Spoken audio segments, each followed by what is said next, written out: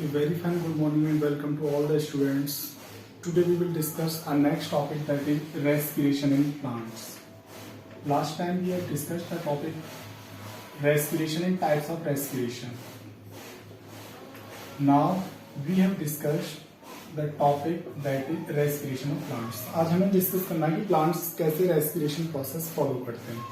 तो अगर प्लांट्स की बात करें तो प्लांट्स में सबसे नीचे आपने देखा होगा रूट. तो प्लांट्स में रूट भी करती है गैसीय एक्शन, स्टेम भी करता है और लीफ से भी होता है. तो देखते हैं रूट में जो सबसे आपने देखे होंगे छोटे छोटे हेयर लाइक स्ट्रक्चर होते हैं. कुछ जो हेयर लाइक स्ट्रक्चर होते हैं उनको हम कहते हैं आपका रूट हेयर. उसके बाद रूट हेयर के बाद होती हैं स्मॉल छोटी छोटी सेल्स जो एब्जॉर्ब करती हैं मिनरल और वाटर. और यहाँ पे एक खास बात यह है, यहाँ जो गैसीय सेक्शन या रूट में वो डिजॉल्व फॉर्म में होता है, यानी वाटर के साथ और मिनरल्स के साथ ही एब्जॉर्प्शन होता है. जबकि लीव्स में ऐसा नहीं है, स्टेम में भी ऐसा नहीं है. सॉइल से एब्जॉर्प्शन होता है.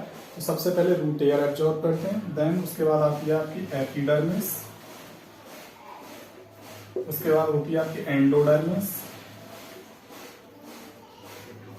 Cortex, pericycle. ये सेल्स के नेम है जो आपने 9th में पढ़े होंगे. और फाइनली आपने पढ़ा हुआ जाइलम. मेन पार्ट ये है. जाइलम जो होती है फोर्सफुली, जहाँ पे सब कुछ एक कलेक्शन हो जाता है मिनरल और वाटर डिजॉल्व फॉर्म में, और कंप्लीटली यहाँ पे फोर्स लगता है जाइलम फोर्स, इससे पूरे प्लांट्स में पहुंच जाता है वाटर मिनरल विद गैसीय सेक्शन. ये भी यहीं से इस तरह से रूट्स में होता है. अब यहाँ से आगे बढ़े तो बॉडी पार्ट होता है आपका स्टेम. अब जो स्टेम होता है यहाँ भी छोटे छोटे पोर्स होते हैं कुछ. इन पोर्स को हम क्या कहते हैं आपका, इनको हम कहते हैं लेंटिकल्स. ये तो बस आपको यहाँ से सिर्फ आपको 1 मार्क से क्वेश्चन मिलेगा. रूट्स की बात करें तो 1 मार्क्स में तो सिर्फ आपको जाइलम विद टू एक्सचेंज. यहाँ पर स्टेम की बात करें तो बॉडी स्टेम हो चाहे कैसा भी स्टेम हो, स्मॉल पोर्स होते हैं जिससे ऑक्सीजन CO2 का एक्सचेंज होता है, जिसे हम कहते हैं लेंटिकल्स. और लीव्स, जो लीव्स होती हैं सबसे ज्यादा गैसीय सेक्शन यही करती हैं. फोटोसिंथेसिस प्रोसेस होती है तो CO2 का एब्जॉर्प्शन करती हैं. और यहाँ पर होते हैं गार्ड सेल के ऊपर छोटे छोटे पोर्स, जिनको हम कहते हैं आपका स्टोमेटा. तो यहाँ पर जाइलम इंपॉर्टेंट सेल. स्टेम की बात करें तो लेंटिकल्स के थ्रू गैसीय सेक्शन होता है. और अगर लीव्स की बात करें तो स्टोमेटा होते हैं स्मॉल पोर्स गार्ड सेल्स के ऊपर, जो हमने न्यूट्रिशन में डिस्कस किए थे. अब हम यहाँ पर प्लांट्स के अलावा कुछ एक लोअर ऑर्गेनिज्म में वो कैसे करते हैं, जैसे कि एक हो गया आपका अमीबा. अमीबा में जो रेस्पिरेशन होता है वो क्या होता है, सेल मेम्ब्रेन के थ्रू होता है. दूसरा अगर बात करें तो अर्थवॉर्म. जो अर्थवॉर्म होती है यहाँ पे जो रेस्पिरेशन होता है वो आपका गिल, यहाँ पे अर्थवॉर्म में स्किन के थ्रू होता है. फिश की अगर बात करें तो गिल्स होती हैं. और मल्टीसेलुलर या ह्यूमन की अगर बात करें तो एक पेयर ऑफ लंग्स. ये सभी क्या है, ये सभी रेस्पिरेटरी ऑर्गन्स हैं जिसके थ्रू रेस्पिरेशन प्रोसेस फॉलो होती है. अमीबा में सेल मेम्ब्रेन, अर्थवॉर्म में स्किन, फिश में गिल्स, ह्यूमन में पेयर ऑफ लंग्स. तो हमें डिटेल्ड स्टडी अब हमें जो करनी है वो ये है, ह्यूमन में एक पेयर ऑफ लंग्स, यानी ह्यूमन में रेस्पिरेटरी सिस्टम क्या है और रेस्पिरेशन प्रोसेस क्या है. तो यही आपका 5 मार्क्स में आ जाता है लॉन्ग क्वेश्चन में. तो इसको ध्यान से समझना स्टेप बाय स्टेप एक एक से कि किस तरह से ह्यूमन में रेस्पिरेशन प्रोसेस फॉलो होती है. अगर ह्यूमन रेस्पिरेशन की अगर बात करें तो सबसे पहले आपका जो ऑक्सीजन है वो आप नोज में लेते हो, ए पेयर ऑफ नॉस्ट्रिल्स. तो सबसे पहले होती है आपकी ह्यूमन रेस्पिरेशन की अगर बात करें तो ए पेयर ऑफ नॉस्ट्रिल्स, जहां से आपने ऑक्सीजन या CO2 का एक्सचेंज किया. उसके बाद आपकी आती है नेसल कैविटी. देन उस नेसल कैविटी के अंदर होते हैं, वो खुलती हैं आपकी नेसल चैम्बर में. नेसल हम यहाँ नोज को कहते हैं, वो आपकी अंदर जाके खुलती है नेसल चैम्बर में. और आपने देखा होगा यहीं पर नेसल कैविटी के अंदर हेयर लाइक छोटे छोटे हेयर ही होते हैं जो क्या करते हैं, ऑक्सीजन को प्यूरिफाई करते हैं. नोज के एयर क्या करते हैं, ऑक्सीजन को प्यूरिफाई करते हैं, यानी कोई भी उनमें डस्ट पार्टिकल या कंटामिनेटेड पार्टिकल या कोई बैक्टीरिया वायरस है तो वो यहीं अटैच्ड रह जाता है और प्योर ऑक्सीजन आपकी इनहेल होगी अंदर। तो सबसे पहले ऑक्सीजन कहाँ पे गई आपकी, a pair of nostrils, then nasal cavity, nasal chamber, और ये जहाँ खुलता है नेसल चैम्बर वो आपकी सांस नली जिसे आप कहते हैं, जिसको हम कहते हैं साइंस में ट्रैकिया। एक हमने न्यूट्रिशन में पढ़ी थी, इससे ही अटैच थी जो भोजन नली थी, उसका क्या नाम था, ईसोफेगस। वहां पे फूड, और ये होती है सांस नली जिसको कहते हैं ट्रैकिया।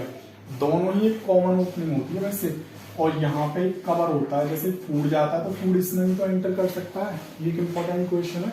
फूड फिर सांस नली में आप वाटर सांस नली चला गया तो प्रॉब्लम हो जाएगी। तो यहाँ पर जो एक कवर होता है, फ्लैप लाइक टिश्यू होता है जिसको कवर कर लेता है।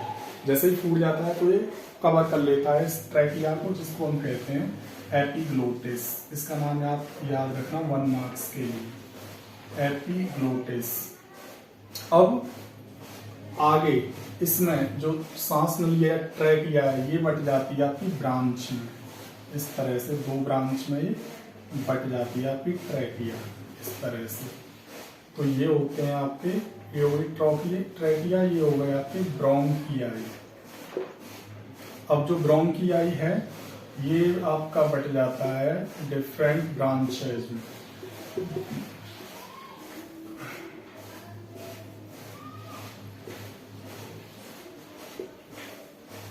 इस तरह से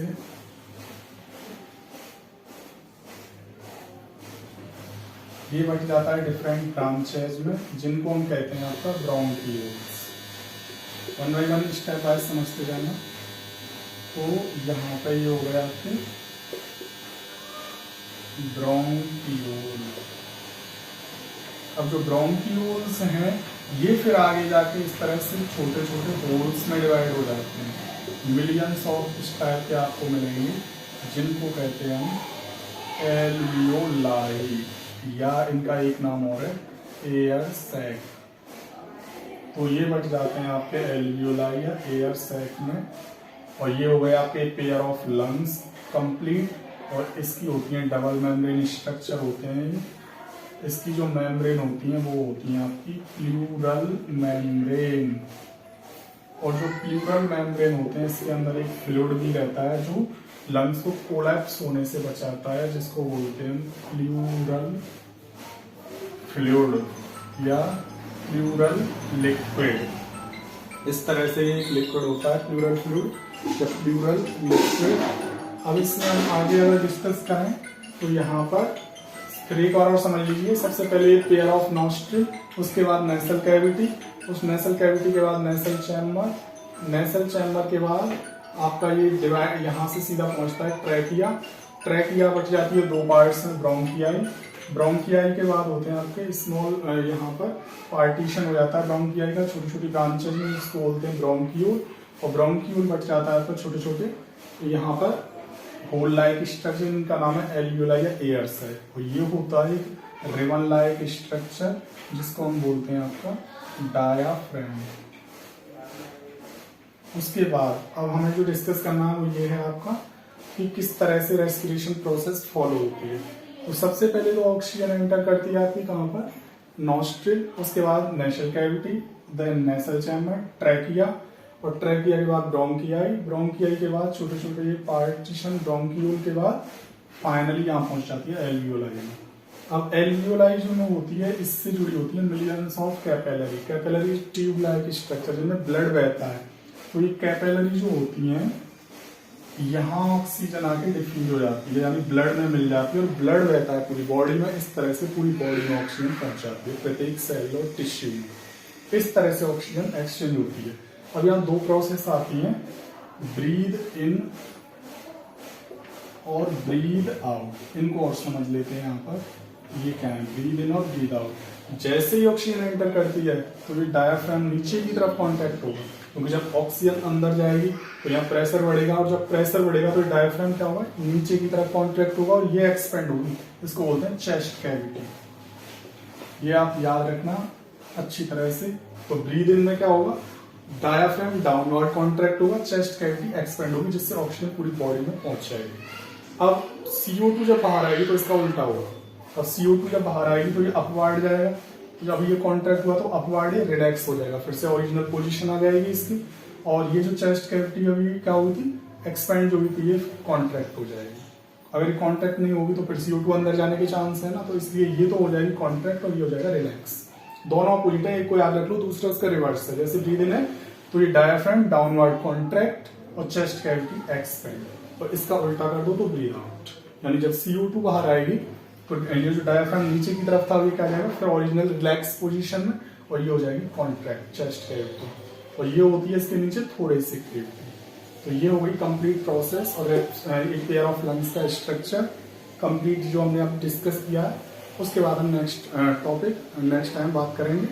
तब तक के लिए थैंक्स टू वॉचिंग। अगर ये समझ में नहीं आया तो इसे एक बार वीडियो को और देख लें और इसका स्क्रीनशॉट ले लेना अगर एक बार पढ़ने के लिए, उसमें। Thank you.